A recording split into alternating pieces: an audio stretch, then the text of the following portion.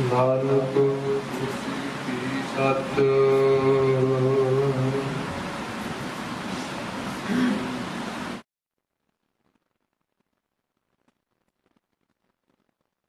ਤੇਰੇ ਕਵਨ ਕਵਨ ਗੁਣ ਕਹਿ ਕਹਿ ਪਾਵਾ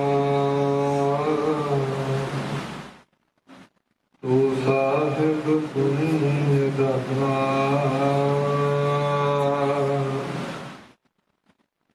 ਤੁਮਰੀ ਮਹਿਮਾ ਵਰਨ ਨ ਸਕੋ ਓ ਠਾਕੁਰ ਊਚ ਭਗਵਾਨਾ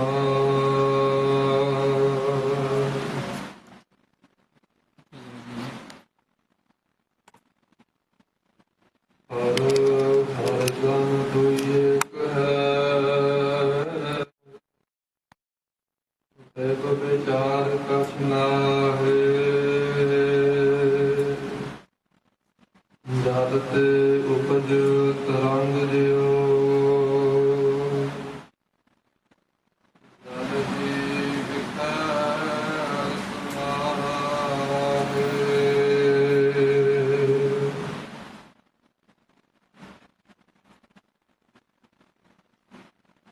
ਜੋਤੀ ਜੋਤ ਰਲੈ ਜਲ ਕਾ ਜਲ ਹੁਆ ਰਾਮ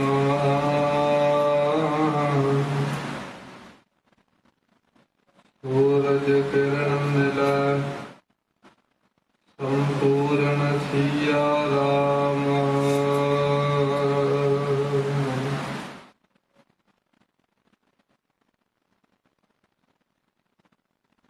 ਫਰੀਦਾ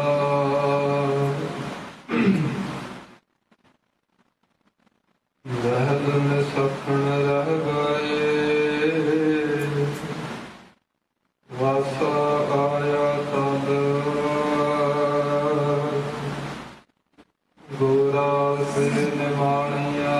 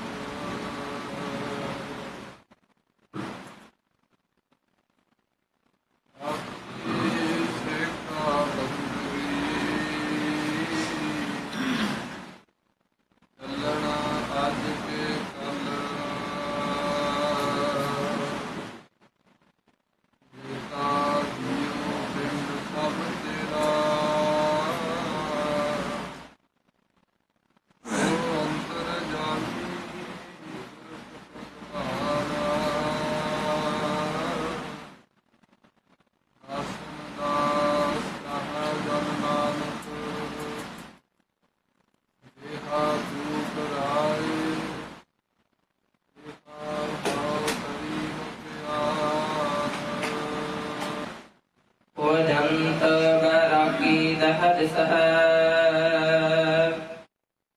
ਤਿਆਗੰਤ ਕਪਟ ਰੂਪ ਮਾਇਆ ਨਾਨਕ ਆਨੰਦ ਰੂਪ ਸਾਧ ਸੰਗਮ ਹੈ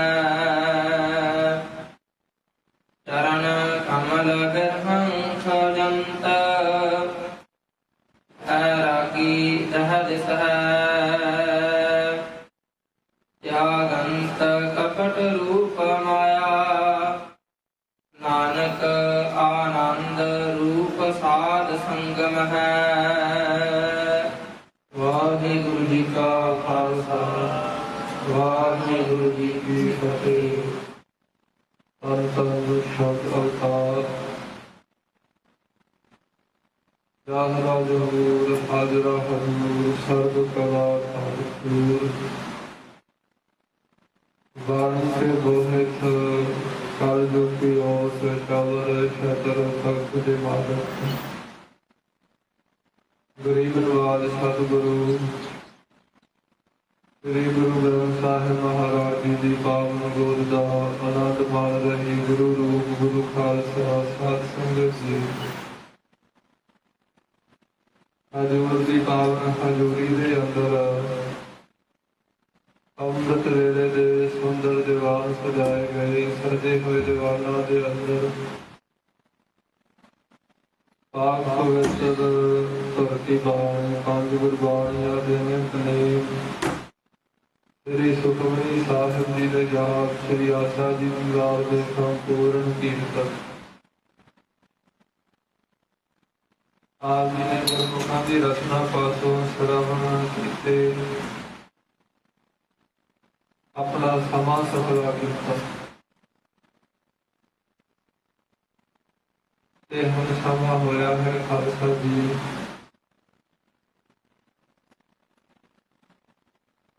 जो दमदमी टकसाल दे बारहवें मुखी संत ज्ञानी गुरबचन सिंह जी खालसा पिंडरा वाले महापुरख इन्हां दे नाल विचरे गुरमुख प्यारे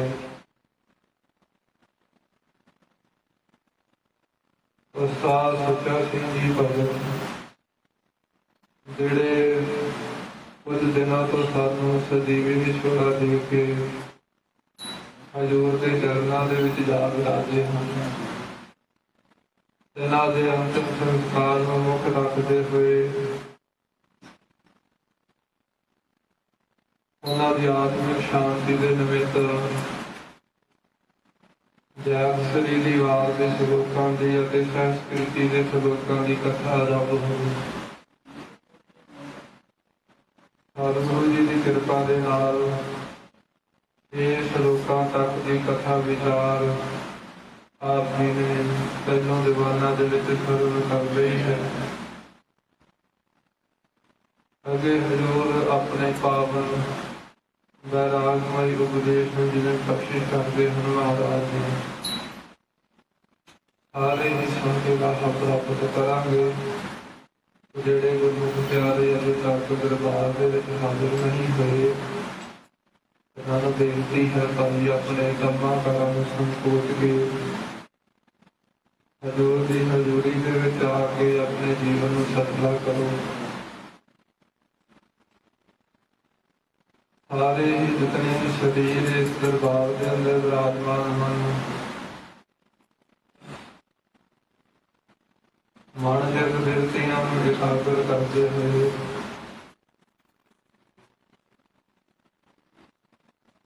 हजूर के चरणों का ध्यान करते हुए महाराज जी का पैर साधते हुए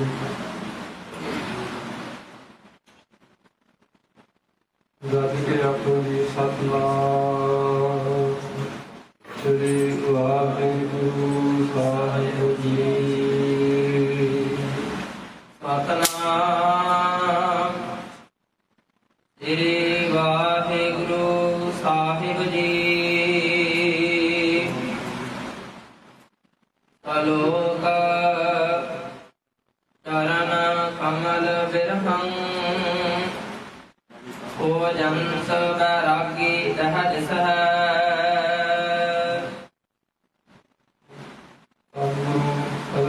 सच्चे पातशाह जी महाराज वैरागमय उपदेश सतगुरु सच्चे पातशाह जी कथन कर रहे हैं। महाराज जी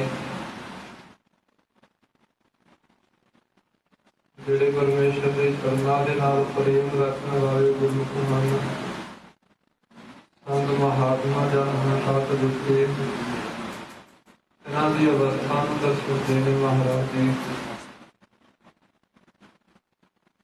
मुक्ति के द्वारा हजूर अपने श्री कंठ महाराज जी पावन उपदेश प्रचारते हैं। चरण कमल बिरह बिरहम कहीदा खालसा जी प्रेमी महाराज जी कथन करते चरण कमल जोड़े महाराज जी के कमल सरीखे चरणों के प्रेमी हैं वो जंत बैरागी दह दिस है फिर उस संसार के वालों उपराम का तार देंगे हैं। संसार उन्होंने झूठा ही जापदा मिथ्या ही जापदा है। इस प्रकार महाराज जी आखते भी जिवें वो फिर वैराग धारते हैं ना वैरागी हो जाते हैं भोजन तो वैरागी दह दिस ये दसां दिशावां दे विच परमेश्वर नूं लभदे फिरदे उन्हां नूं फिर परमेश्वर की प्राप्ति की इच्छा मन के सुपर हो जाती है। जिवें कोई खालसा जी कवि होवे ਜੋ ਕੁਦਰਤ ਦੀ ਰਚਨਾ ਨੂੰ ਵੇਖ ਕੇ, ਜਿਵੇਂ ਸੁੰਦਰ ਦਰਖਤਾਂ ਨੂੰ ਵੇਖ ਕੇ, ਝਰਨਿਆਂ ਨੂੰ ਵਹਿੰਦੇ ਵੇਖ ਕੇ ਉਹ ਆਪਣੀ ਕਵਿਤਾ ਨੂੰ ਉਤਾਰਦਾ ਹੈ, ਕਵਿਤਾ ਨੂੰ ਰਚਦਾ ਹੈ। ਇਸੇ ਤਰ੍ਹਾਂ ਪਰਮੇਸ਼ਰ ਦੇ ਪਿਆਰੇ ਜਦੋਂ ਕੁਦਰਤ ਕਾਦਰ ਦੀ ਕੁਦਰਤ ਨੂੰ ਵੇਖਦੇ ਹਨ, ਕੋਈ ਐਸਾ ਦ੍ਰਿਸ਼ ਵੇਖਦੇ ਆ ਤੇ ਫਿਰ ਉਸ ਦੇ ਵਿੱਚੋਂ ਵੀ ਉਹ ਸਿੱਖਿਆ ਲੈਂਦੇ ਆ। ਜਿਵੇਂ ਬਾਬਾ ਫਰੀਦ ਸਾਹਿਬ ਜੀ ਜਦੋਂ ਮੁਗਲ ਦੇਸ਼ ਦੇ ਵਿੱਚ ਮੁਗਲ ਰਾਜੇ ਦੇ ਮਹਿਲਾਂ ਦੇ ਅੱਗੇ ਗਏ, ਉੱਥੇ ਇੱਕ ਘੜਿਆਲ ਲੱਗਾ ਹੋਇਆ ਸੀ। ਉਹ ਘੜਿਆਲ ਦੇ ਉੱਪਰ ਜਦੋਂ ਹੀ ਇੱਕ ਪਹਿਰ ਗੁਜ਼ਰੇ ਜਾਂ ਘੜੀ ਗੁਜ਼ਰੇ ਤੇ ਉਸੇ ਸਮੇਂ ਉਸਦੇ ਉੱਪਰ ਸੱਟ ਮਾਰਨ, ਉਸਦੇ ਉੱਪਰ ਉਹ ਫਿਰ ਘੜਿਆਲ ਦੀ ਆਵਾਜ਼ ਆਵੇ। ਬਾਬਾ ਫਰੀਦ ਸਾਹਿਬ ਜੀ ਨੂੰ ਜਦੋਂ ਵੇਖਿਆ ਮਨ ਬੜਾ ਜ਼ਿਆਦਾ ਵਿਰਾਗ ਦੇ ਵਿੱਚ ਆ ਗਿਆ। ਉੱਥੇ ਬਾਬਾ ਫਰੀਦ ਸਾਹਿਬ ਜੀ ਨੇ ਆਪਣਾ ਪਾਵਨ ਸ਼ਲੋਕ ਉਚਾਰਿਆ, ਕਹਿੰਦੇ ਫਰੀਦਾ ਦਲ ਦਰਵਾਜ਼ੇ ਜਾਏਗਾ ਕਿਉਂ ਦੇਖੋ ਘੜਿਆਲ। ਕਹਿੰਦੇ ਫਰੀਦਾ ਇਹ ਜਿਹੜਾ ਦਲ ਦਰਵਾਜ਼ੇ ਜਾਏਗਾ, ਰਾਜੇ ਦੇ ਮਹਿਲਾਂ ਦੇ ਦਰਵਾਜ਼ੇ ਦੇ ਉੱਪਰ ਜਾ ਕੇ ਤੂੰ ਇਹ ਘੜਿਆਲ ਕਿਉਂ ਵੇਖ ਲਿਆ? ਚਲੋ ਜੇ ਵੇਖ ਹੀ ਲਿਆ ਨਾ ਤੇ ਫਿਰ ਇਹਦੇ ਤੋਂ ਤੈਨੂੰ ਸਿੱਖਿਆ ਲੈਣੀ ਚਾਹੀਦੀ ਹੈ। ਕੀ ਸਿੱਖਿਆ? ਇਹ ਹਮ ਦੋਸਾਂ ਮਾਰੀਏ ਹਮ ਦੋਸਾਂ ਦਾ ਕਿਆ ਹਾਲ।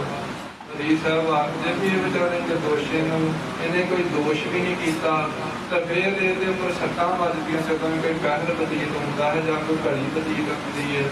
ਤੇ ਅਸੀਂ ਜਿਨ੍ਹਾਂ ਨੇ ਇੰਨੇ ਦੋਸ਼ ਕੀਤੇ ਹਨ, ਹਮ ਦੋਸ਼ਾਂ ਦਾ ਕਿਆ ਹਾਲ।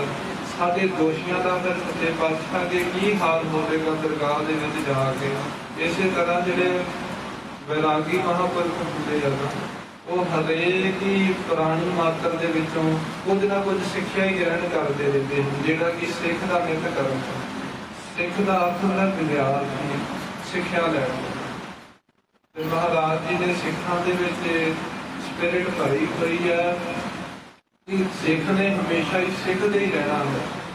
ਕਦੇ ਵੀ ਆਪਣੇ ਗੁਣਾਂ ਦਾ ਹੰਕਾਰ ਨਹੀਂ ਕਰਨਾ। ਜੇ ਥੋੜੇ ਬਹੁਤੇ ਗੁਣ ਕਿਤੇ ਪ੍ਰਾਪਤ ਨਹੀਂ ਹੋਣ ਜਾਣ ਤੇ ਇਹਨਾਂ ਦਾ ਹੰਕਾਰ ਨਹੀਂ ਰੱਖਣਾ, ਸਦਾ ਸਿੱਖਦੇ ਹੀ ਰਹਿਣਾ ਹੈ ਸਿੱਖ ਨੇ।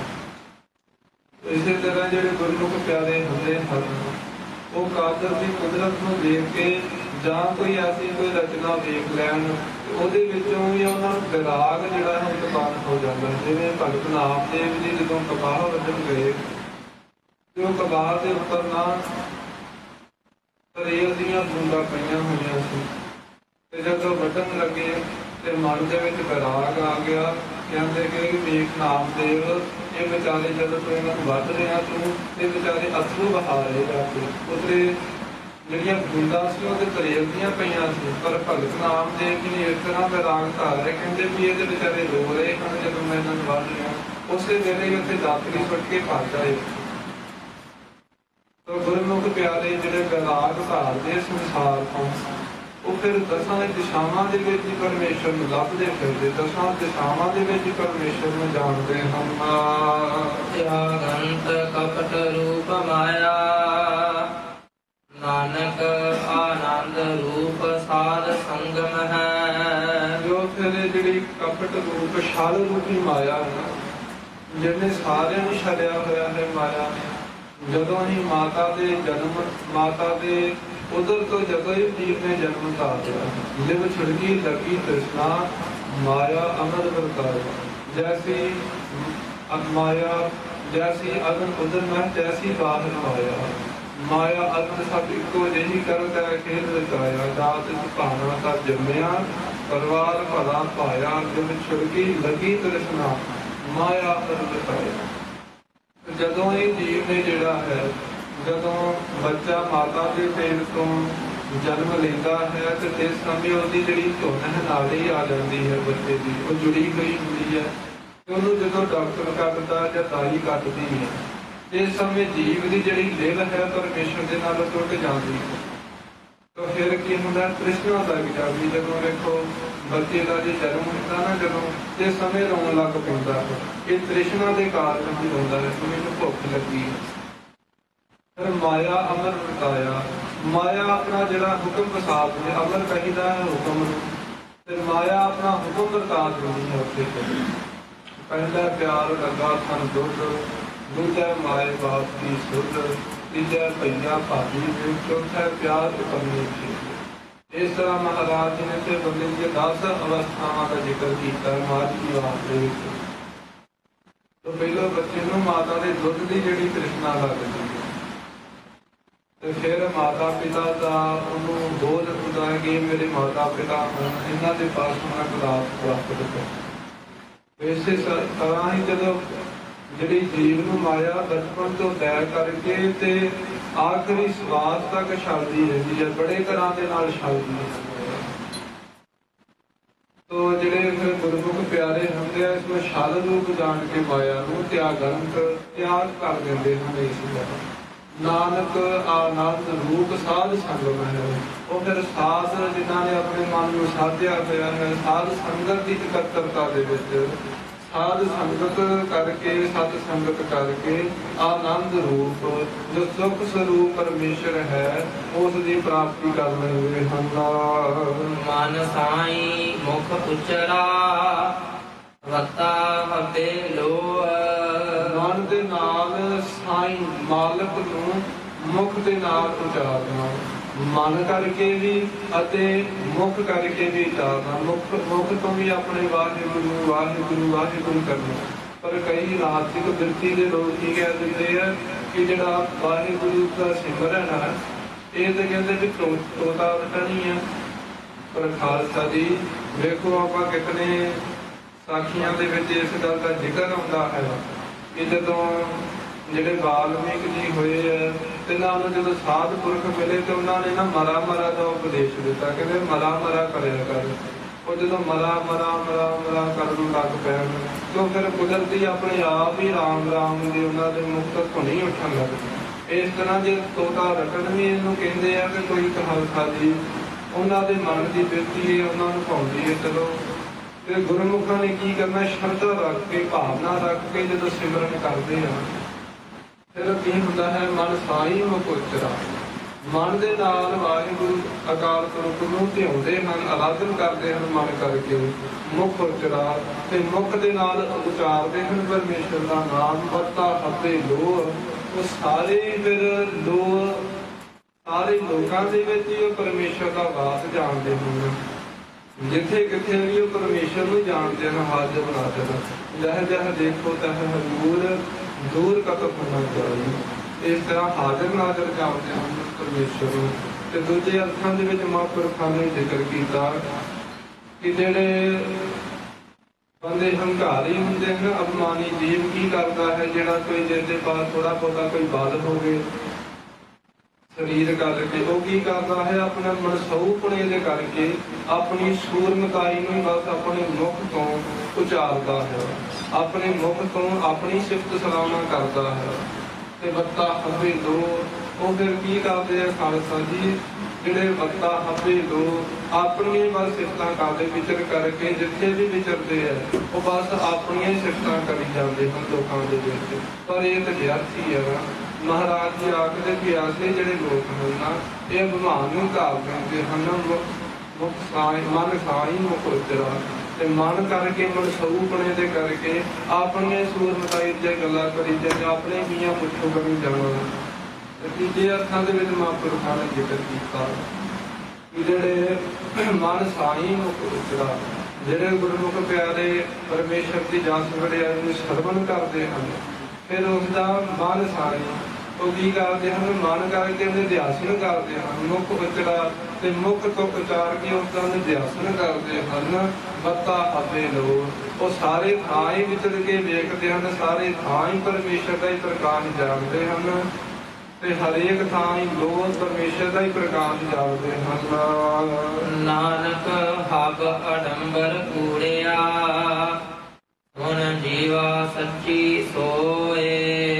ਨਾਨਕ ਹੱਬ ਅਡੰਬਰ ਕੂੜਿਆ, ਸਾਰਾ ਹੀ ਜਿਹੜੇ ਸਜਾਵਟ ਹੈ ਬਣਾਵਟ ਹੈ ਸੰਸਾਰ ਦੀ, ਇਹ ਸਾਰੀ ਮਹਾਰਾਜ ਜਗ ਦੇ ਵਿੱਚ ਝੂਠੀ ਹੈ। ਸੁਣ ਜੀਵਾ ਸੱਚੀ ਸੋਏ। ਤੇ ਜਿਨ੍ਹਾਂ ਨੇ ਇਸ ਨੂੰ ਝੂਠਾ ਜਾਣਿਆ ਗੁਰਮੁਖ ਪਿਆਰਿਆ, ਸੁਣ ਜੀਵਾ ਸੁਣ ਕਰਕੇ ਅਸੀਂ ਜਿਉਂਦੇ ਹਾਂ ਸੱਚੀ ਸੋਏ, ਉਹਨਾਂ ਦੀ ਸੱਚੀ ਸੋਭਾ। ਦੂਜੇ ਅਰਥਾਂ ਦੇ ਵਿੱਚ ਜਿਹੜੇ ਫਿਰ ਆਪਣੇ ਮੁਖ ਤੋਂ ਮਨਸੂਪਣੇ ਦੇ ਕਰਕੇ ਆਪਣੀ ਸਿਫਤਾਂ ਕਰਦੇ ਹਨ, ਆਪਣਾ ਅਭਿਮਾਨ ਧਾਰ ਲੈਂਦੇ ਹਨ ਸਰੀਰ ਦਾ ਜਾਂ ਕਿਤੇ ਖਾਸ ਗੁਣ ਦਾ, ਮਹਾਰਾਜ ਜੀ ਆਖਦੇ ਨਾਨਕ ਹੱਬ ਅਡੰਬਰ ਫਿਰਦਿਆ। ਉਹਨਾਂ ਦੀ ਇਹ ਸਾਰੀ ਜਿਹੜੀ ਬਨਾਵਟ ਬਣੀ ਹੋਈ ਹੈ ਸਾਰੀ ਹੀ ਝੂਠੀ ਹੈ। ਸੁਣ ਜੀਵਾ ਸੱਚੀ ਸੋਏ। ਐਸੇ ਅਭਿਮਾਨੀਆਂ ਦੀ ਸਾਖਤ ਪੁਰਖਾਂ ਦੇ ਸਿਫਤ ਸਲਾਹ ਸੁਣ ਕੇ ਅਸੀਂ ਕੀ ਲੈਣਾ ਹੈ? ਇਹਨਾਂ ਦੀ ਪ੍ਰਸ਼ੰਸਾ ਸੁਣ ਕੇ ਅਸੀਂ ਤੇ ਪਰਮੇਸ਼ਰ ਦੀ ਹੀ ਸਿਫਤ ਸੱਚਾ ਹੈ ਜੋ ਉਹਦੀ ਸੱਚੀ ਸਿਫਤ ਸਲਾਹ ਸੁਣ ਕੇ ਸੱਚੀ ਸਿਫਤ ਸਲਾਹ ਦੀ ਵਿਚਾਰ ਕਰਕੇ ਹੀ ਅਸੀਂ ਜਿਉਂਦੇ ਹਾਂ ਸੋਭਾ ਨੂੰ ਸੁਣ ਕੇ।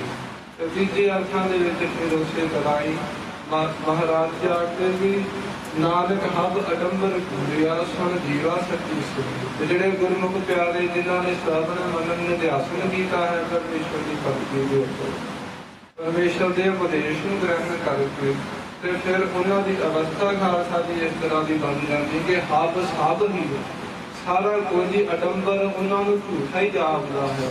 ਸਾਰੀ ਸਾਜ ਧਾਜ ਜਿਹੜੀ ਹੁੰਦੀ ਹੈ ਉਹਨਾਂ ਨੂੰ ਝੂਠੀ ਜਾਪਦੀ ਹੈ। ਸੁਣ ਜੀਵਾ ਸੱਚੀ ਸੋਏ। ਤੇ ਐਸੇ ਫਿਰ ਜਿਹੜੇ ਗੁਰਮੁਖ ਪਿਆਰੇ ਹੁੰਦੇ ਹਨ ਉਹਨਾਂ ਦੀ ਜਿਹੜੀ ਭਾਵਨਾ ਇਸ ਤਰ੍ਹਾਂ ਦੀ ਬਣ ਜਾਂਦੀ ਹੈ ਕਿ ਉਹ ਕਿਸੇ ਦੀ ਵੀ ਪ੍ਰਸ਼ੰਸਾ ਨਾ ਤੇ ਉਹ ਸੁਣਦੇ ਆ ਨਾ ਹੀ ਕਰਦੇ ਹਨ।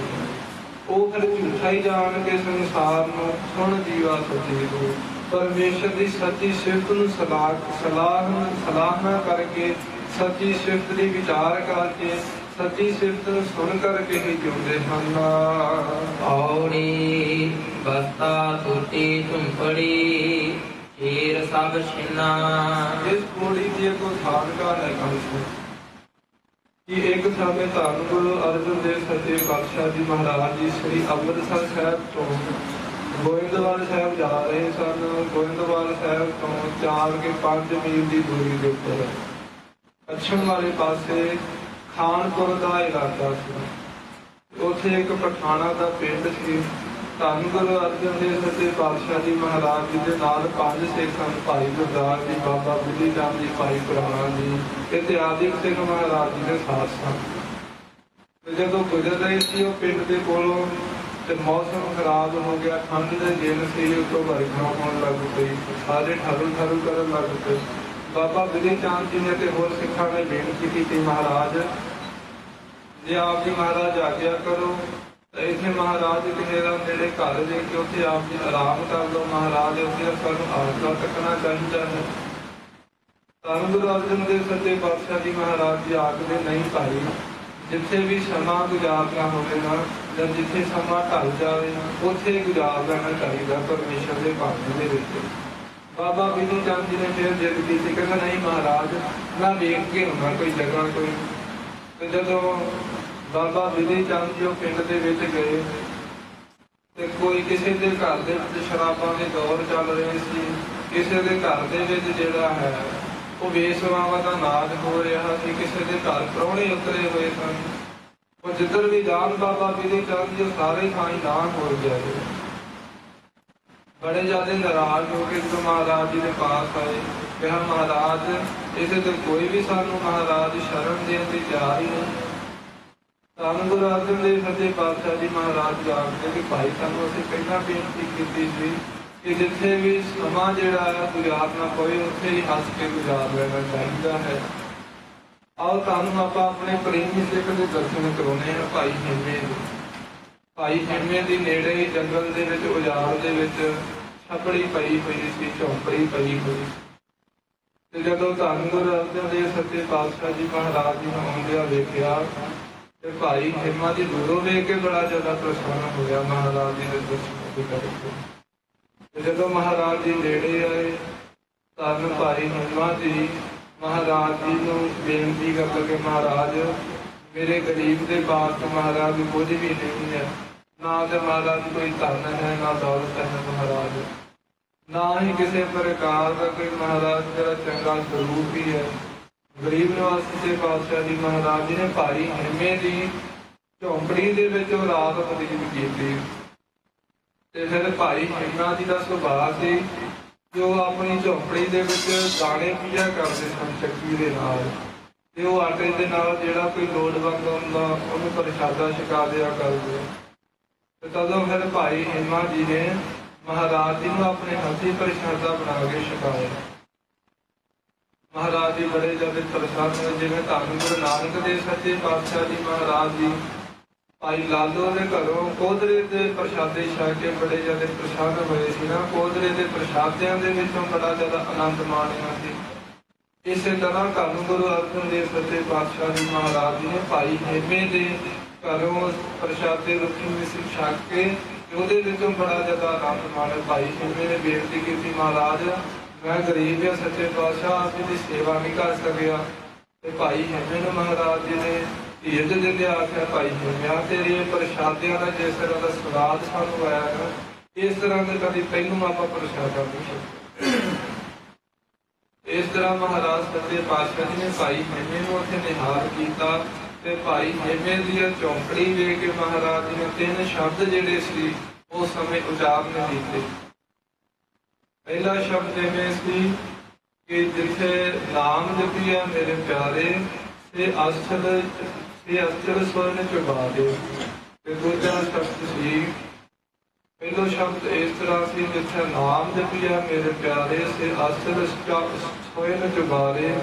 ਜਿੱਥੇ ਨਾਮ ਨਾ ਜਪੀਆ ਮੇਰੇ ਕੋਏ ਦਾ ਸਹੀ ਨੰਗਲ ਉਜਾਰੀ ਦੀ। ਦੂਜਾ ਸ਼ਬਦ ਮਹਾਰਾਜ ਜੀ ਨੇ ਉਚਾਰਿਆ, ਭਲੀ ਸੁਹਾਵੀ ਛਾਗੜੀ ਜਾ ਕਹਿ ਗੁੰਗਾਏ।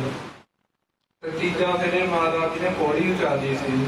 ਆਓ ਜਿਸ ਤਰ੍ਹਾਂ ਮਹਾਰਾਜ ਸੱਚੇ ਪਾਤਸ਼ਾਹ ਜੀ ਨੇ ਭਾਈ ਹੇਮੇ ਨੂੰ ਸੰਬੋਧਿਤ ਕਰਕੇ ਇਹ ਪੌੜੀ ਨੂੰ ਉਚਾਰਨ ਕੀਤਾ। ਸੁਣੀਏ ਜੀ।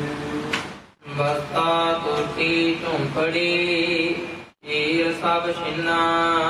ਮਹਾਰਾਜ ਜੀ ਆਖਦੇ ਕਿ ਇਹ ਭਾਈ ਹੇਮੇ ਦੀ ਵੇਖੋ ਬਸਤਾ ਟੁੱਟੀ ਝੁੰਪੜੀ, ਟੁੱਟੀ ਹੋਈ ਝੁੰਪੜੀ ਦੇ ਵਿੱਚ ਝੌਂਪੜੀ ਦੇ ਵਸਦਾ ਹੈ।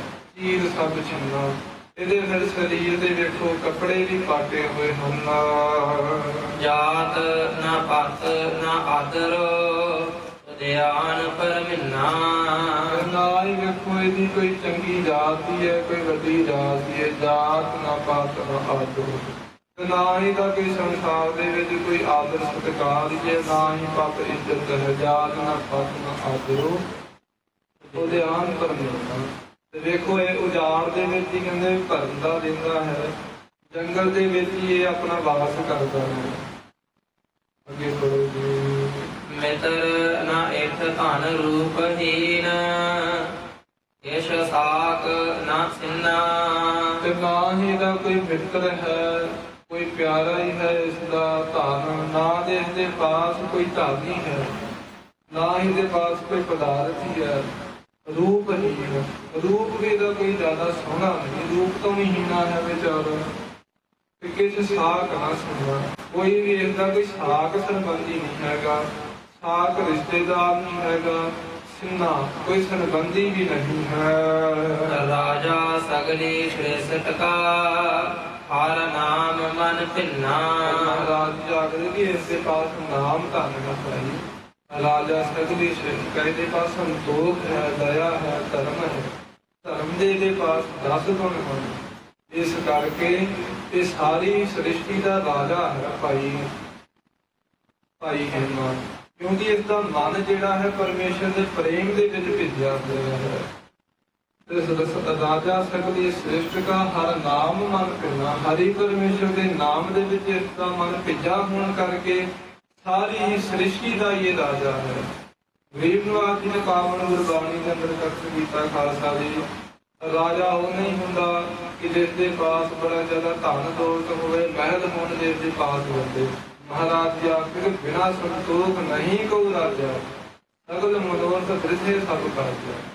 ਮਹਾਰਾਜ ਜੀ ਆਖਦੇ ਕਿ ਇਹ ਜਿਹੜੇ ਲੋਕਾਂ ਦੀ ਨਿਗਾਹ ਦੇ ਵਿੱਚ ਰਾਜੇ ਹਨ, ਅਸਲ ਦੇ ਵਿੱਚ ਰਾਜੇ ਨਹੀਂ ਹਨ। ਮਹਾਰਾਜ ਜੀ ਆਖਦੇ ਰਾਜੇ ਉਹ ਹਨ, ਰਾਜਾ ਨਾਲ ਰੱਜੇ ਰਾਜੇ। ਜਿਹਦੇ ਮਨ ਦੇ ਵਿੱਚ ਸੰਤੋਖ ਹੈ ਉਹ ਹੀ ਖਾਲਸਾ ਜੀ ਰਾਜਾ ਹੁੰਦਾ ਹੈ।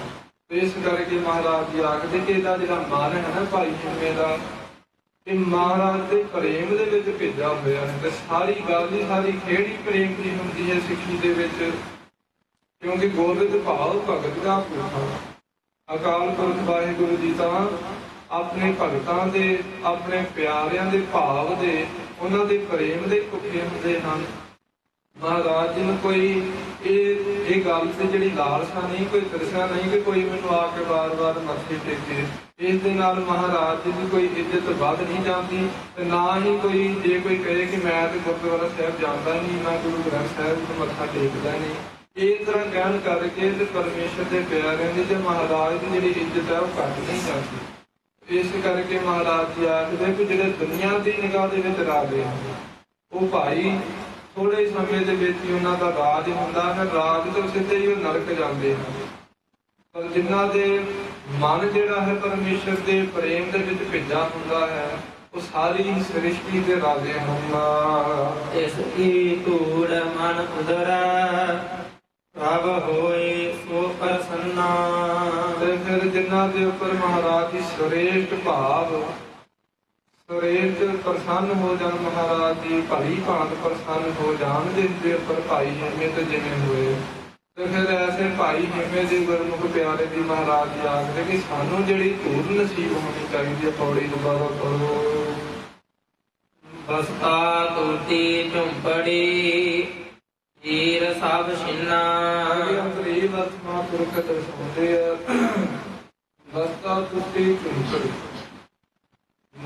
ਬਾਬਾ ਗੁਰਬਚਨ ਸਿੰਘ ਜੀ ਖਾਲਸਾ ਮਹਾਂਪੁਰਖਾਂ ਨੇ ਅੰਤਰੀ ਵਰਤੇ ਇਸ ਪ੍ਰਕਾਰ ਕੀਤੇ ਹਨ। ਖਾਲਸਾ ਜੀ ਜਿਹੜੇ ਗੁਰਮੁਖ ਪਿਆਰੇ ਹਜ਼ੂਰ ਦਾ ਨਾਮ ਜਪਦੇ ਹਨ, ਵਾਹਿਗੁਰੂ ਦਾ ਸਿਮਰਨ ਕਰਦੇ ਹਨ, ਉਹਨਾਂ ਦੀ ਫਿਰ ਜਿਹੜੀ ਹੈ ਤ੍ਰਿਸ਼ਨਾ ਰੂਪੀ ਜਿਹੜੀ ਝੌਂਪੜੀ ਹੈ ਉਹ ਟੁੱਟ ਜਾਂਦੀ ਹੈ। ਸੁਖ ਸਰੂਪ ਦੀ ਸੁਖ ਦੇ ਘਰ ਦੀ ਉਹਨਾਂ ਨੂੰ ਪ੍ਰਾਪਤ ਹੁੰਦੀ ਹੈ। ਤ੍ਰਿਸ਼ਨਾ ਦੀ ਜਿਹੜੀ ਝੌਂਪੜੀ ਉਹਨਾਂ ਦੀ ਹੁੰਦੀ ਹੈ ਟੁੱਟ ਜਾਂਦੀ ਹੈ।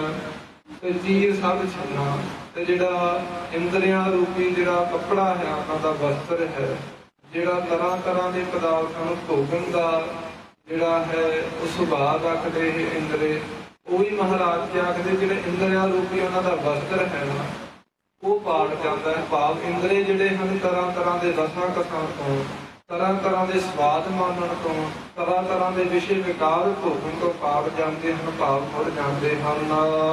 ਜਾਤ ਨਾ ਪਤ ਨਾ ਆਦਰ ਧਿਆਨ ਪਰਮਿਨਾ। ਤੇ ਫਿਰ ਕੀ ਹੁੰਦਾ ਹੈ? ਜਾਤ ਨਾ ਪਾਤ ਨਾ ਆਦਰ, ਨਾ ਹੀ ਉਹਨਾਂ ਨੂੰ ਖਾਲਸਾ ਜੀ ਜਿਹੜਾ ਸ਼ਾਸਤਰਾਂ ਦੇ ਗਿਆਨ ਦਾ ਵਿਵਹਾਰ ਹੈ ਇਹਦੀ ਕੋਈ ਲੋੜ ਹੁੰਦੀ ਹੈ। ਸ਼ਾਸਤਰਾਂ ਦੇ ਗਿਆਨ ਦੀ ਵੀ ਉਹਨਾਂ ਨੂੰ ਕੋਈ ਲੋੜ ਨਹੀਂ ਹੁੰਦੀ। ਜਾਤ ਕਹੀਦਾ ਹੈ ਗਿਆਨ ਨੂੰ, ਜਿਹੜਾ ਉਹਨਾਂ ਦੇ ਪਾਸ ਕੋਈ ਸ਼ਾਸਤਰ ਗਿਆਨ ਦਾ ਵਿਵਹਾਰ ਹੋਵੇ ਉਹਦੀ ਜੋ ਕੋਈ ਲੋੜ ਮਹਿਸੂਸ ਨਹੀਂ ਕਰਦੇ। ਭਾਵ ਗੁਣ ਤੋਂ ਹੀ ਜਾਣਦੇ ਹਨ। ਜਾਤ ਨਾ ਪਾਤ, ਪਾਤ ਕਹੀਦਾ ਆਬਰੂ ਨੂੰ, ਤੇ ਫਿਰ ਉਹ ਆਪਣੀ ਆਬਰੂ ਦਾ ਵੀ ਜਿਹੜਾ ਹੈ ਹੰਕਾਰ ਨਹੀਂ ਕਰਦੇ, ਅਭਿਮਾਨ ਨਹੀਂ ਕਰਦੇ, ਤੇ ਨਾ ਹੀ ਉਹਨਾਂ ਨੂੰ ਸੰਸਾਰ ਦੇ ਕਿਸੇ ਸਤਿਕਾਰ ਦੀ ਲੋੜ ਹੁੰਦੀ ਹੈ। ਉਹ ਫਿਰ ਆਪਣੇ ਮਾਨ ਅਤੇ ਅਪਮਾਨ ਨੂੰ ਇੱਕ ਸਮਾਨ ਹੀ ਜਾਣਦੇ ਹਨ। ਉਹਨਾਂ ਨੂੰ ਸੰਸਾਰ ਦੇ ਸਤਿਕਾਰ ਦੀ ਵੀ ਕੋਈ ਬਹੁਤੀ ਲੋੜ ਨਹੀਂ ਹੁੰਦੀ। ਜਾਤ ਨਾ ਪਾਤ ਨਾ ਆਦਰ, ਕੋਈ ਆਦਰ ਮਾਨ ਕੋਈ ਕਰ ਦੇਵੇ ਉਹਦਾ ਵੀ ਭਲਾ ਹੀ ਲੋਚਦੇ ਹੈ, ਤੇ ਜਿਹੜਾ ਕੋਈ ਨਾ ਵੀ ਕਰੇ ਤਾਂ ਵੀ ਉਹਦਾ ਭਲਾ ਹੀ ਲੋਚਦੇ ਹੈ। ਧਿਆਨ ਪਰਮਿਨਾ, ਇਸ ਸੰਸਾਰ ਰੂਪੀ ਅਜਾੜ ਦੇ ਵਿੱਚ ਫਿਰ ਉਹ ਪਰਮਿਨਾ ਮਹਾਂਪੁਰਖਾਂ ਨੇ ਇਹਦੇ ਸਾਂਝੀ ਵਿਸ਼ੇਦ ਕਰਕੇ ਅਰਥ ਕੀਤੇ ਭਰਾਮ ਨਾਮ। ਫਿਰ ਉਹ ਇਸ ਸੰਸਾਰ ਰੂਪੀ ਉਜਾੜ ਦੇ ਵਿੱਚ ਨਹੀਂ ਭਰਮਦੇ, ਉਹ ਸੰਸਾਰ ਰੂਪੀ ਉਜਾੜ ਦੇ ਵੱਲ ਉਪਰਾਮ ਧਾਰ ਲੈਂਦੇ ਹਨ। ਮਿੱਤਰ ਨਾ ਇੱਕ ਧਨ ਰੂਪ ਹੀਨ ਕਿਛ ਸਾਕ ਨਾ ਸਿੰਨਾ। ਤੇ ਫਿਰ ਕੀ ਹੁੰਦਾ ਹੈ? ਮਿੱਤਰ ਜਿਹੜੇ ਵਿਸ਼ੇ ਵਿਕਾਰ ਹਨ ਇਹਨਾਂ ਨੂੰ ਆਪਣਾ ਕਦੇ ਵੀ ਪਿਆਰੇ ਮਿੱਤਰ ਨਹੀਂ ਬਣਾਉਂਦੇ। ਵਿਸ਼ੇ ਵਿਕਾਰਾਂ ਨੂੰ ਜਿਹੜੇ ਆਪਣੇ ਦੁਸ਼ਮਣ ਮੰਨਦੇ ਹਨ। ਮਿੱਤਰ ਨਾ ਇੱਕ ਧਨ ਰੂਪ ਹੀਨ, ਫਿਰ ਉਹ ਜਿਹੜੇ ਧਨ ਹੈ ਧਨ ਦਾ ਅਭਿਮਾਨ ਨਹੀਂ ਕਰਦੇ। ਜੇ ਕਿਤੇ ਥੋੜਾ ਬਹੁਤਾ ਮਾਇਆ ਆ ਵੀ ਜਾਏ ਤੇ ਚੰਗੇ ਕਾਰਜ ਦੇ ਵਿੱਚ ਲਾ ਜਾਂਦੇ ਹਨ। ਉਹ ਆਪਣਾ ਦਸਵੰਧ ਕੱਢ ਕੇ ਇਹਨੇ ਧਨ ਨੂੰ ਹੀ ਆਪਣੇ ਨੂੰ ਸਫਲਾ ਕਰ ਦਿੰਦੇ। ਧਨ ਦਾ ਕਦੇ ਵੀ ਅਭਿਮਾਨ ਨਹੀਂ ਕਰਦੇ, ਲੋੜਵੰਦਾਂ ਨੂੰ ਦਿੰਦੇ ਹਨ। ਲੋੜਵੰਦਾਂ ਦੇ ਵਾਸਤੇ ਉਹ ਆਪਣੇ ਧਨ ਨੂੰ ਖਰਚ ਕਰਦੇ ਹਨ, ਧਨ ਦਾ ਅਭਿਮਾਨ ਨਹੀਂ ਕਰਦੇ। ਰੂਪਹੀਣ, ਤੇ ਫਿਰ ਜੇ ਕਿਤੇ ਉਹਨਾਂ ਦਾ ਸ੍ਰੇਸ਼ਟ ਰੂਪ ਵੀ ਹੋਵੇ, ਸੁੰਦਰ ਸਰੂਪ ਹੋਵੇ, ਸੁੰਦਰ ਸਰੂਪ ਦਾ ਵੀ ਉਹ ਮਾਨ ਨਹੀਂ ਕਰਦੇ। ਧਨ ਰੂਪਹੀਣ ਕਿਛ ਸਾਕ ਨਾ ਸਿੰਨਾ। ਤੇ ਫਿਰ ਉਹ ਜਿਹੜੇ ਖਾਲਸਾ ਜੀ ਕੋਈ ਵੀ ਆਪਣੇ ਜਿਹੜੇ ਰਿਸ਼ਤੇਦਾਰ ਹਨ ਇਹਨਾਂ ਦੇ ਵਿੱਚ ਨੇਹ ਨਹੀਂ ਲਾਉਂਦੇ, ਇਹਨਾਂ ਦੇ ਨਾਲ ਸਨੇਹ ਨਹੀਂ ਲਾਉਂਦੇ, ਨਾ ਹੀ ਉਹ ਆਪਣੇ ਜਿਹੜੇ ਆ ਵਿਸ਼ੇ ਵਿਕਾਰਾਂ ਨੂੰ ਕੋਈ ਰਿਸ਼ਤੇਦਾਰ ਹੀ ਮੰਨਦੇ ਆ। ਜਾਂ ਜਿਹੜੇ ਖਾਲਸਾ ਜੀ ਅਦਵੈਤ ਪ੍ਰੇਮ ਈਰਖਾ ਇਸ ਨੂੰ ਆਪਣੇ ਰਿਸ਼ਤੇਦਾਰ ਨਹੀਂ ਬਣਾਉਂਦੇ, ਸਿੰਨਾ ਜਿਹੜੇ ਉਹਨਾਂ ਨੂੰ ਝੂਠੇ ਜਾਣਦੇ ਹਨ। ਰਾਜਾ ਸਗਲੀ ਸ੍ਰਿਸ਼ਟ ਕਾ ਹਰ ਨਾਮ ਮਨ ਭਿੰਨਾ। ਫਿਰ ਐਸੇ ਗੁਰਮੁਖਾਂ ਦਾ ਮਨ ਜਦੋਂ ਪਰਮੇਸ਼ਰ ਦੇ ਪ੍ਰੇਮ ਦੇ ਵਿੱਚ ਭਿੱਜ ਜਾਵੇ। ਰਾਜਾ ਸਗਲੀ ਸ੍ਰਿਸ਼ਟ ਕਾ, ਉਹ ਜਿਹੜੀ ਸਗਲੀ ਸ੍ਰਿਸ਼ਟ ਦਾ ਰਾਜਾ ਸਰੂਪ ਪਰਮੇਸ਼ਰ ਹੈ, ਇਸ ਦੀ ਪ੍ਰਾਪਤੀ ਉਹਨਾਂ ਨੂੰ ਹੋ ਜਾਂਦੀ ਹੈ। ਜਿਸ ਕੀ ਧੂੜ ਮਨ ਉਦਰੈ ਪ੍ਰਭ ਹੋਏ ਸੋ ਪ੍ਰਸੰਨਾ। ਤੇ ਫਿਰ ਜਿਸ ਦੇ ਉੱਪਰ ਪਰਮੇਸ਼ਰ ਭਲੀ ਭਾਂਤ ਪ੍ਰਸੰਨ ਹੋ ਜਾਵੇ, ਜਿਸ ਦੀ ਧੂੜ ਮਨ ਉਦਰੈ। ਤੇ ਸਾਡਾ ਮਹਾਰਾਜ ਜੀ ਮਨ ਜਿਹੜਾ ਹੈ ਐਸੇ ਗੁਰਮੁਖਾਂ ਦੀ ਧੂੜ ਨੂੰ ਬਖਸ਼ਿਸ਼ ਕਰਕੇ, ਜਿਸ ਤਰ੍ਹਾਂ ਮਹਾਰਾਜ ਜੀ ਆਖਦੇ ਹਨ ਗੁਰਸਿੱਖਾਂ ਕੀ ਹਰ ਧੂੜ ਦੇ ਹਮ ਪਾਪੀ ਵੀ ਗਤ ਪਾਹਿ ਮਹਾਰਾਜ। ਐਸੇ ਗੁਰਸਿੱਖਾਂ ਦੀ, ਐਸੇ ਗੁਰਮੁਖ ਪਿਆਰਿਆਂ ਦੀ ਜਿਨ੍ਹਾਂ ਤੇ ਆਪ ਦੀ ਭਲੀ ਪ੍ਰਕਾਰ ਹੀ ਮਹਾਰਾਜ ਪ੍ਰਸੰਨ ਹੋਏ ਹੋ, ਜਿਨ੍ਹਾਂ ਦੀ ਮਹਾਰਾਜ ਜੀ ਸਾਨੂੰ ਧੂੜ ਬਖਸ਼ਿਸ਼ ਕਰੋ ਮਹਾਰਾਜ, ਕਿਉਂਕਿ ਉਹਨਾਂ ਦੀ ਧੂੜ ਨੂੰ ਪ੍ਰਾਪਤ ਕਰਕੇ ਸਾਡਾ ਵੀ ਉਧਾਰ ਹੋ ਜਾਵੇਗਾ।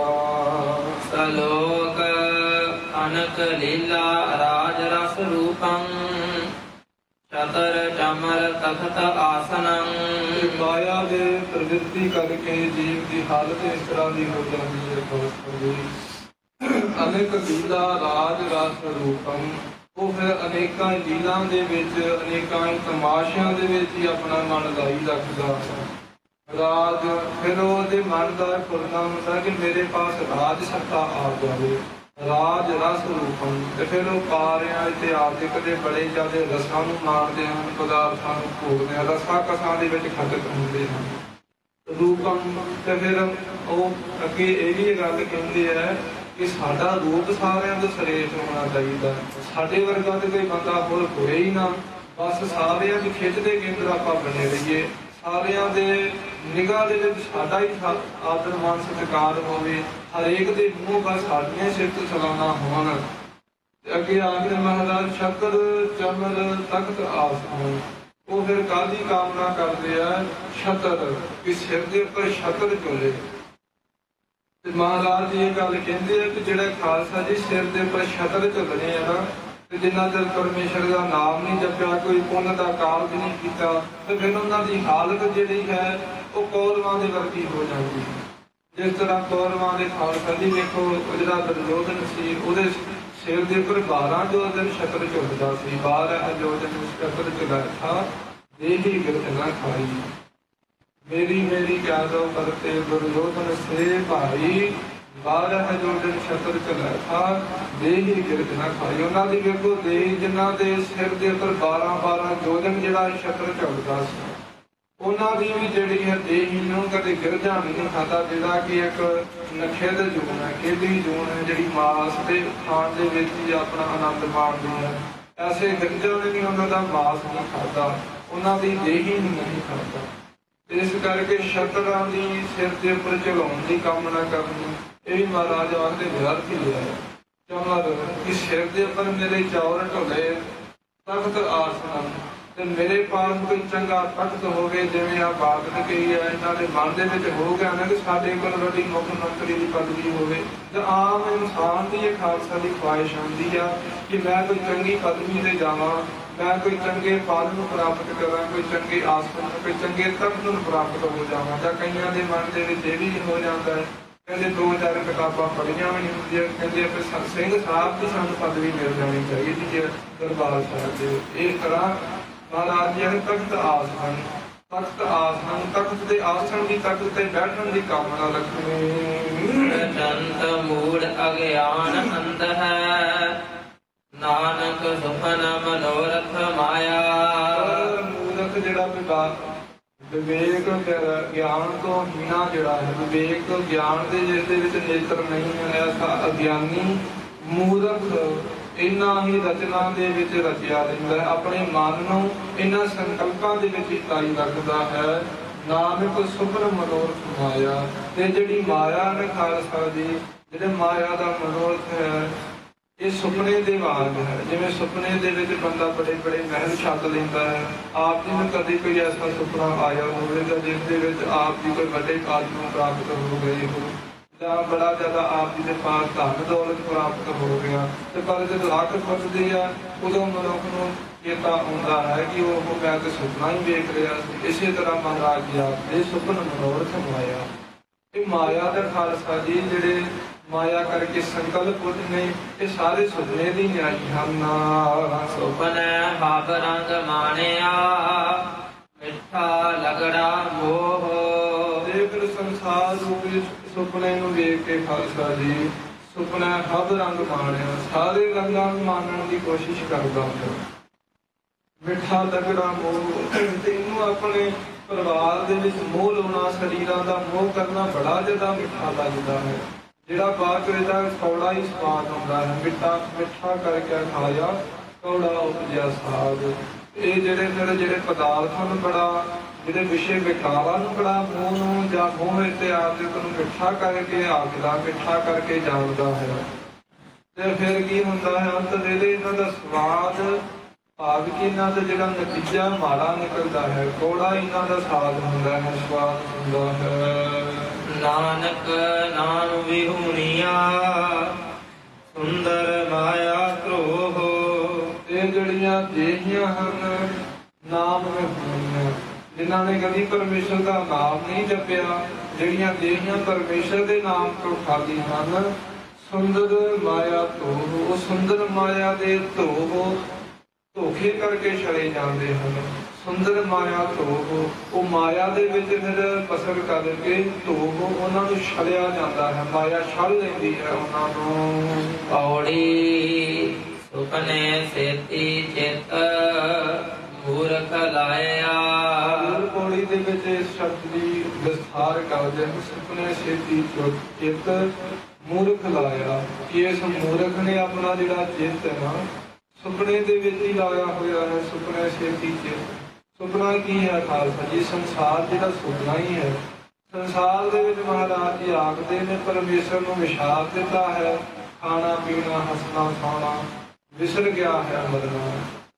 ਇਸ ਤਰ੍ਹਾਂ ਜਿਹੜਾ ਹੈ ਖਾਲਸਾ ਜੀ ਨਾ ਤੈਨੂੰ ਖਾਣਾ ਪੀਣਾ ਬਸ ਚੇਤੇ ਹੈ, ਖਾਣਾ ਪੀਣਾ ਹੱਸਣਾ ਵੀ ਚੇਤੇ ਹੈ, ਇਸਨੂੰ ਵਿਸਰ ਗਿਆ ਹੈ ਮਰਨਾ। ਪਰ ਇਹ ਗੱਲ ਵਿਸਰ ਹੀ ਗਿਆ ਕਿ ਮੇਰਾ ਨਾਸ਼ ਵੀ ਹੋਣਾ, ਮੇਰਾ ਸਰੀਰ ਦਾ ਨਾਸ਼ ਵੀ ਹੋਣਾ। ਇਸ ਸਰੀਰ ਨੂੰ ਜੇ ਇਸੇ ਜਨਮ ਧਾਰ ਕੇ ਜਨਮ ਤਾਂ ਕਰਨਾ, ਫਿਰ ਇਸ ਸਰੀਰ ਨੂੰ ਮਰਨਾ ਵੀ ਪਵੇਗਾ। ਇਸ ਕਰਕੇ ਸੁਪਨੇ ਦੇ ਵਿੱਚ ਹੀ ਜੀਵ ਜੀ ਰਿਹਾ, ਸੁਪਨੇ ਦੇ ਵਿੱਚ ਇਹਨੇ ਆਪਣਾ ਚਿੱਤ ਲਾਇਆ ਹੋਇਆ ਹੈ।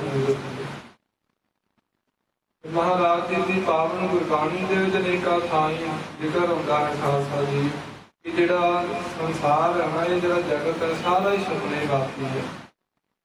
ਰਾਮ ਗਇਓ ਰਾਮ ਗਇਓ ਜਾਗੋ ਲਹੁ ਪਰਵਾਰ ਕਹ ਨਾਨਕ ਜਿਉ ਸੁਪਨੇ ਜਿਉ ਸੰਸਾਰ। ਇਹ ਸੰਸਾਰ ਦੇ ਉੱਪਰ ਥਿਰ ਰਹਿਣ ਵਾਲਾ ਕੁਝ ਵੀ ਨਹੀਂ, ਸੁਪਨੇ ਜਿਉ ਸੰਸਾਰ। ਸੁਪਨੇ ਦੇ ਵਾਪੀ ਹੈ ਸਾਰਾ ਸੰਸਾਰ। ਇਹ ਸੰਸਾਰ ਦੇ ਵਿੱਚ ਜਿਹੜਾ ਸੁਪਨੇ ਵਕਤ ਹੈ, ਇਸ ਦੇ ਵਿੱਚ ਮੂਰਖ ਨੇ ਆਪਣਾ ਚਿੱਤ ਜੋੜਿਆ ਹੋਇਆ ਹੈ।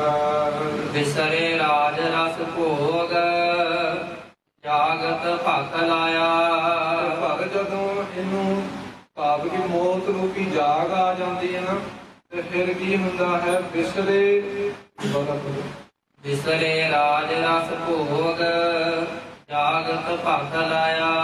ਜਾਗਤ ਕੋਈ ਜੀਵ ਜਾਗਤ ਭਖ ਲਾਇਆ, ਜਦੋਂ ਜਾਗਦਾ ਹੈ ਨਾ ਗਿਆਨ ਅਵਸਥਾ ਦੇ ਵਿੱਚ ਕੋਈ ਗੁਰਮੁਖ ਪਿਆਰਾ, ਫਿਰ ਉਹਨੂੰ ਸਾਰੇ ਵਿਸਰੇ ਰਾਜ ਰਸ ਭੋਗ, ਉਹਦੇ ਸਾਰੇ ਰਾਜ ਰਸ ਭੋਗ, ਰਾਜ ਮਾਨਣ ਦੀ ਇੱਛਾ, ਰਸਾ ਕਥਨ ਮਾਨਣ ਦੀ ਇੱਛਾ, ਭੋਗ ਪਦਾਰਥਾਂ ਨੂੰ ਭੋਗਣ ਦੀ ਇੱਛਾ, ਇਹ ਸਾਰੀ ਉਹਦੀ ਜਿਹੜੀ ਵਿਸਰ ਜਾਂਦੀ ਹੈ। ਤੇ ਗਿਆਨ ਅਵਸਥਾ ਦੇ ਵਿੱਚ ਜਾ ਕੇ ਭਖ ਲਾਇਆ, ਉਹਨੂੰ ਚੇਤਾ ਆ ਜਾਂਦਾ ਹੈ ਕਿ ਮੈਂ ਇੰਨਾ ਸਮਾਂ ਆਪਣਾ ਵਿਅਰਥ ਹੀ ਗੁਜ਼ਾਰ ਲਿਆ ਹੈ। ਜਾਂ ਭਖ ਲਾਇਆ ਉਹਨੂੰ ਫਿਰ ਜਦੋਂ ਜਾਗਦਾ ਹੈ ਮੌਤ ਰੂਪੀ ਜਾਗ ਦੇ ਵਿੱਚ, ਤੇ ਫਿਰ ਉਹਦੇ ਜਿਹੜੀ ਸੁਪਨੇ ਰੂਪੀ ਜਿਹੜੀ ਰਾਤ ਉਮਰਾਂ ਹੁੰਦੀ ਆ ਸਮਾਪਤ ਹੋ ਜਾਂਦੀ ਹੈ। ਸਾਰਾ ਸੰਸਾਰ ਜਦੋਂ ਉਹਨੂੰ ਸੁਪਨਾ ਲੱਗਦਾ ਹੈ, ਤੇ ਫਿਰ ਵਿਸਾਰ ਦਿੰਦਾ ਹੈ ਪਰਮੇਸ਼ਰ ਨੂੰ। ਸੁਪਨੇ ਦੇ ਵਿੱਚ ਚਿੱਤ ਲਾ ਕੇ ਸੰਸਾਰ ਦੇ ਵਿੱਚ ਚਿੱਤ ਲਾ ਕੇ ਕੀ ਹੁੰਦਾ ਹੈ? ਵਿਸਰੇ ਰਾਜ ਰਸ ਭੋਗ, ਵਿਸਰੇ ਪਰਮੇਸ਼ਰ ਨੂੰ ਵਿਸਾਰ ਦਿੱਤਾ ਜੀਵ ਨੇ। ਇਸ ਸੁਪਨੇ ਦੇ ਵਿੱਚ ਚਿੱਤ ਲਾ ਕੇ ਸੰਸਾਰ ਦੇ ਵਿੱਚ ਚਿੱਤ ਲਾ ਕੇ ਤੇ ਬੜੇ ਜ਼ਿਆਦਾ ਰਾਜਾਂ ਨੂੰ ਮਾਣਨ ਦੀ ਇੱਛਾ ਰੱਖਦਾ ਹੈ, ਰਸਾ ਕਸਾਂ ਨੂੰ ਮਾਣਦਾ ਹੈ ਬੜੇ ਪਾਰੇ ਦੇ ਨਾਲ। ਤੇ ਫਿਰ ਭੋਗ ਪਦਾਰਥਾਂ ਨੂੰ ਵੀ ਭੋਗਦਾ ਹੈ, ਜਾਗਤ ਪਗਲਾਇਆ। ਪਰ ਜਦੋਂ ਖਾਲਸਾ ਜੀ ਜਾਗ ਆਉਂਦੀ ਨਾ ਇਸ ਸੁਪਨੇ ਦੇ ਵਿੱਚੋਂ, ਜਦੋਂ ਇਸ ਸੰਸਾਰ ਦੀ ਸੱਚਾਈ ਪਤਾ ਲੱਗਦੀ ਹੈ, ਫਿਰ ਪਗਲਾਇਆ ਬੜਾ ਜ਼ਿਆਦਾ ਦੁਖੀ ਹੁੰਦਾ ਹੈ। ਆਰ ਜਾ ਗਈ ਵਿਹਾਏ ਤੰਦੈ ਧਾਇਆ। ਆਰਗਾ ਗਈ ਵਿਹਾਏ ਤੰਦੈ ਧਾਏ। ਸਾਰੀ ਜਿਹੜੀ ਆਰਗਾ ਉਮਰਾ ਹੈ ਗਈ ਵਿਹਾਏ, ਵਿਅਰਥੀ ਚਲੀ ਗਈ ਹੈ ਧੰਦੈ ਧਾਏ। ਇਹਨਾਂ ਝੂਠੇ ਧੰਦਿਆਂ ਦੇ ਵਿੱਚ ਧਾਰ ਕਰਕੇ, ਝੂਠੇ ਧੰਦਿਆਂ ਦੇ ਵਿੱਚ ਹੀ ਖਚਕ ਹੋ ਕੇ, ਧੰਦਿਆਂ ਦੇ ਪਿੱਛੇ ਭੱਜ ਕਰਕੇ, ਜਿਹੜੇ ਝੂਠੇ ਧੰਦੇ ਕਰ ਕਰਕੇ ਇਹਦੀ ਸਾਰੀ ਹੀ ਉਮਰ ਬਤੀਤ ਹੋ ਜਾਂਦੀ ਹੈ। ਪੂਰਨ ਭਏ ਨਾ ਕਾਮ ਮੋਹਿਆ ਮਾਇਆ।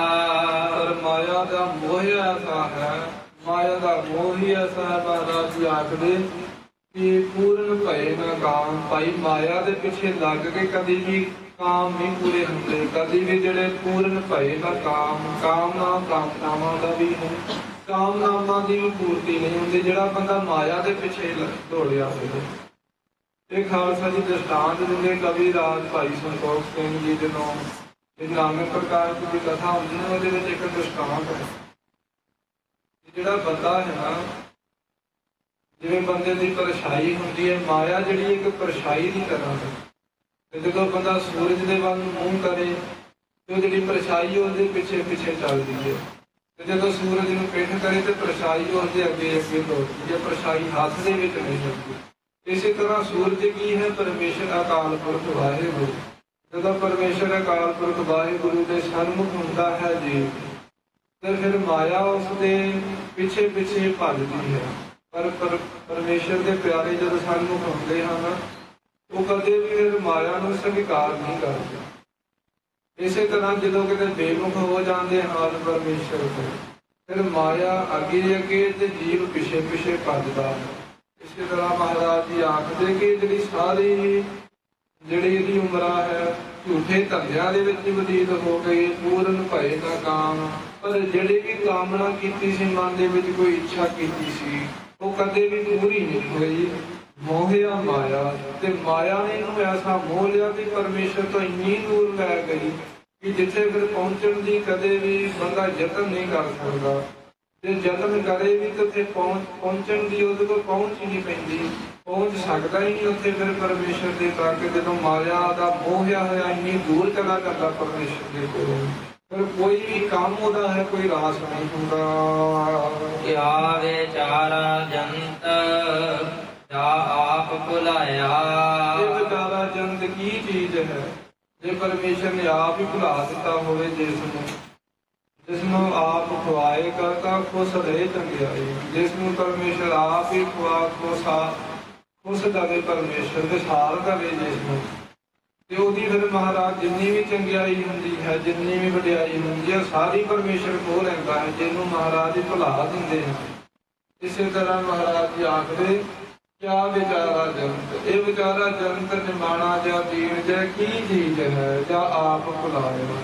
ਜੇ ਆਪ ਹੀ ਪਰਮੇਸ਼ਰ ਨੇ ਇਸ ਨੂੰ ਭੁਲਾ ਦਿੱਤਾ, ਇਸ ਕਰਕੇ ਮਹਾਰਾਜ ਜੀ ਦੇ ਚਰਨਾਂ ਦੇ ਵਿੱਚ ਬੇਨਤੀ ਕਰਦੀ ਹੈ, ਖਾਲਸਾ ਜੀ ਸੱਚੇ ਪਾਤਸ਼ਾਹ ਆਪ ਜੀ ਮਹਾਰਾਜ ਕਦੀ ਵੀ ਆਪ ਜੀ ਵਿਸਰ ਹੋਣਾ ਸਾਨੂੰ। ਮਹਾਰਾਜ ਆਪ ਜੀ ਦਾ ਨਾਮ ਨਾ ਵਿਸਰੇ ਕਦੇ ਵੀ, ਵਿਸਰ ਨਾਹੀ ਦਾ ਕਾਦ ਆਪਣਾ ਨਾਮ ਦੇਵੋ, ਗੁਣ ਗਾਵੋ ਮਲਾਪ ਨਾਨਕ ਚਾਹੋ ਇਹੋ। ਇਹ ਮਨ ਦੇ ਵਿੱਚ ਚਾਹ ਰੱਖਣਾ ਹੈ, ਬੇਨਤੀਆਂ ਕਰਨੀਆਂ ਹਨ। ਮਹਾਰਾਜ ਜੀ ਆਪ ਜੀ ਸਾਨੂੰ ਕਦੇ ਵੀ ਵਿਸਰ ਹੋਣਾ, ਆਪ ਦੀ ਨਾਮ ਦੀ ਦਾਤ ਬਖਸ਼ੋ ਮਹਾਰਾਜ ਸਾਨੂੰ। ਇਹ ਪੂਰਨ ਉਪਦੇਸ਼ ਮਹਾਰਾਜ ਸੱਚੇ ਪਾਤਸ਼ਾਹ ਜੀ ਨੇ ਸਾਡੇ ਕਲਯੁਗੀ ਜੀਵਾਂ ਤਾਈਂ ਬਖਸ਼ਿਸ਼ ਕੀਤਾ ਹੈ। ਮਹਾਰਾਜ ਜੀ ਕਿਰਪਾ ਕਰਨ, ਪਾਵਨ ਉਪਦੇਸ਼ ਮਹਾਰਾਜ ਜੀ ਦਾ ਸਾਡੇ ਹਿਰਦਿਆਂ ਦੇ ਵਿੱਚ ਵਸ ਜਾਵੇ। ਅਸੀਂ ਵੀ ਇਸ ਦੇ ਤੋਂ ਅਭਿਆਸਨ ਕਰਕੇ ਗੁਰਮੁਖਾਂ ਦੇ ਵਾਲੇ ਰਾਹ ਦੇ ਚੱਲਣ ਦਾ ਕਿਤੇ ਕਦੀ ਕਰ ਸਕਦੇ। ਹੋਈਆਂ ਭੁੱਲਾਂ ਚੁੱਕਾਂ ਦੀ ਖਿਮਾ ਬਖਸ਼ਿਸ਼ ਕਰਦੇ ਨੇ। ਆਪ ਦੀ ਖਾਲਸਾ ਸਾਧ ਸੰਗਤ ਧੰਨ ਗੁਰੂ ਗ੍ਰੰਥ ਸਾਹਿਬ ਮਹਾਰਾਜ ਜੀ ਬਖਸ਼ਣ ਨੂੰ ਬਖਸ਼ ਰਹੇ। ਦੋ ਪੰਕਤੀਆਂ ਪੜ੍ਹ ਕੇ ਸਮਾਪਤੀ ਹੈ ਜੀ। ਪੂਰਨ ਭਏ ਨਾ ਕਾਮ ਮੋਹਿਆ ਮਾਇਆ। ਕਿਆ ਵਿਚਾਰਾ ਜੰਤ ਜਾ ਆਪ ਭੁਲਾਇਆ। ਵਾਹਿਗੁਰੂ ਜੀ ਕਾ ਖਾਲਸਾ, ਵਾਹਿਗੁਰੂ ਜੀ ਕੀ ਫਤਿਹ।